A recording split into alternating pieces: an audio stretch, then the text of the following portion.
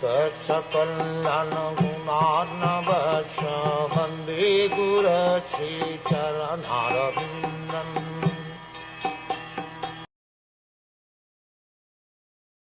You rogue, do you dare beat an innocent cow because Lord Krishna and Arjun, the carrier of the Gandiv bow, are out of sight?